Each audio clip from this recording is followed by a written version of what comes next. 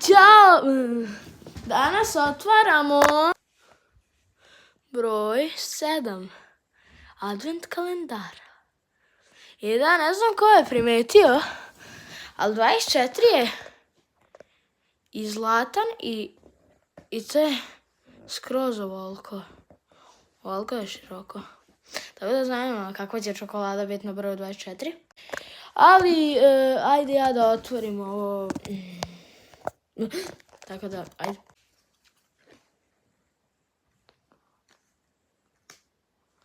Evo ljudi, otvoram broj 7.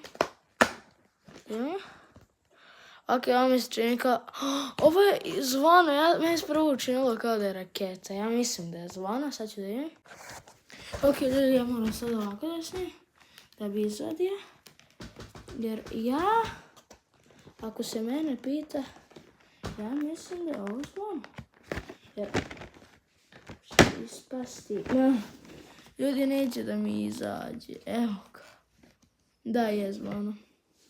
Vidite. Znači, evo ga oblička čokolade. I evo slika. I ne izgleda baš kao na slici, ali ok, ajde probam. Ne znam zašto i dalje snimam kako isprobavam čokoladicu, ako je isto... Kao, volim da se snimam kako jedem.